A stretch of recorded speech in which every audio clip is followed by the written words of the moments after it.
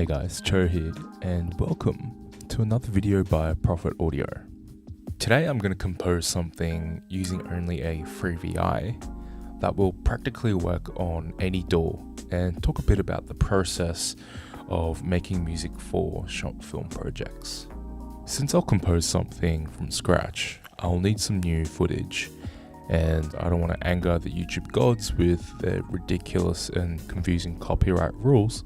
Let's just go film something. Since I don't really have a crew or the resources to shoot a scene, I think the next best idea would be to make a short montage, like a TV intro sequence. Living in the suburbs, there isn't really much of a scenery, so the most interesting spot by walking distance was the good old local park. Then when I saw a flock of birds, the idea started coming. What about a political drama set in the park between all the birds?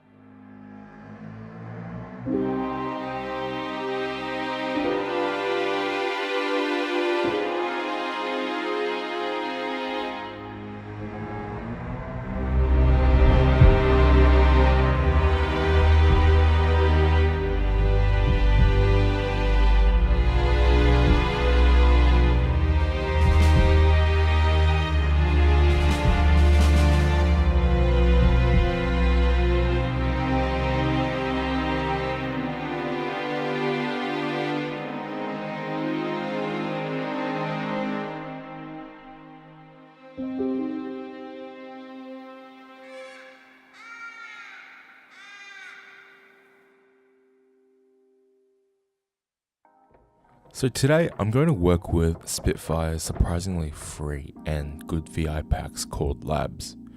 If you don't know Spitfire, they make super high-end VI libraries that are ridiculously expensive but sound amazing.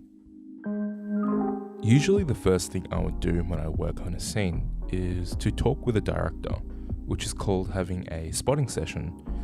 This is to understand the mood of the scene, but to also know the motivations. Since I'm the only one here, I guess I'll talk to myself. So in my head, I was thinking about the tension between the magpie and the galah that caused a war at the park. The galah birds being all locked up with the magpie. I think that's enough to work with since this is only a montage. So this is what Labs look like. It has a volume control, a expression control or a filter sometimes, and when you press on this big wheel here, it will come up with other parameters you can control, and they vary between different instruments. So it is super easy to download from Spitfire's installation app, and I downloaded all the free ones. So it comes with quite a few instruments, as you can see here, and it actually wasn't a big download, so it's good if you don't have a lot of space. But we're mostly going to stick with the orchestral instruments. But there are some really amazing, crazy harmonic sounding effects, especially with the amplified cello quartet.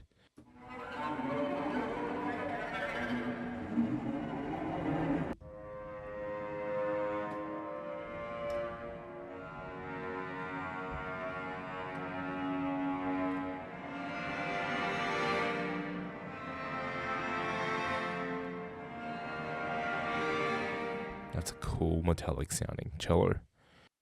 A cool part of this VI is the tune knob here, and the way it pitch shifts the notes is very smooth in my opinion compared to other transposing knobs.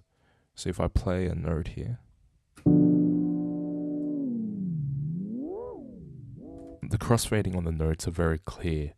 Because the tune knob crossfades so smoothly, you could almost put a LFO on it and just make it move. So if we open up, there's the tune knob, and if we map it with an LFO, probably not as strong, but just a little movement.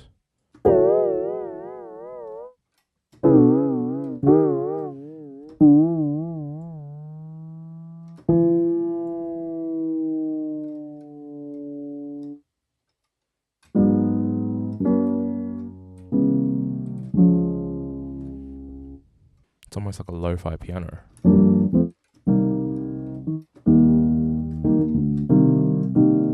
So I reckon this is a really cool VI, and I had a really cool time using this. So when I start a session, I usually like to start with the basic chord progression. And it's not always like this. Sometimes you'd have to start with a melody and kind of build your way up. But usually when you have a decent harmonic structure, it is a bit easier to work melodies off that instead. So what I did is basically just lay out some chords in a harmonic minor scale, I'm pretty sure. And I kind of just wrote the chords with the video. And I made kind of the downbeats, the hit moments, especially for the title cards when the first one hits here. So you can tell that a downbeat for this chord happens when this little title card comes up. So I made sure that I was synced, and I kind of just worked around that.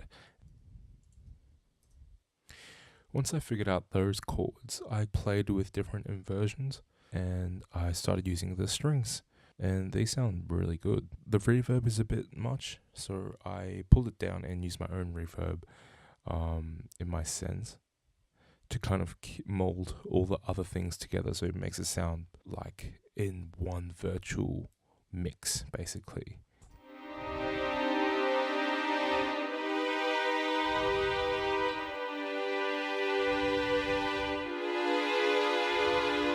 So you can tell how the expression knob is changing. This is what I automated with my mod wheel here, and you can have a look.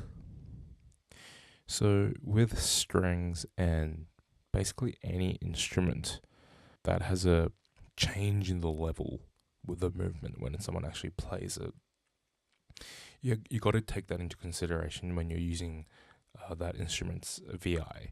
And you always got to make the instrument have some movement. Otherwise, it just sounds too static. And this isn't just volume, this is with expression. A quick difference between volume and expression is, while volume controls the level output sound, the expression controls the intensity of how the instrument's played. So I wanted to give the sequence kind of a structure. So it has an intro, a middle chorusy part, so the main part, then the outro. So for the bassy part, the chorusy part, I had a low pad from Labs.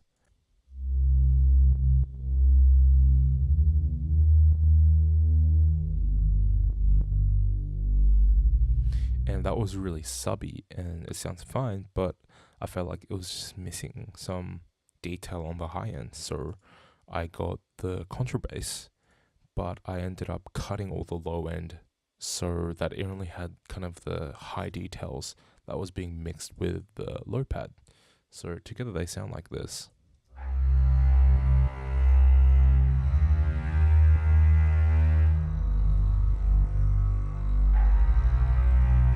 A very weird hybrid mix of a synthetic sound with the tonal qualities of a contrabass. The next part is the snare roll I added because it just had the Australian flag and felt like a patriotic moment to put a snare roll in there. So it's just literally just a snare from the drum pack.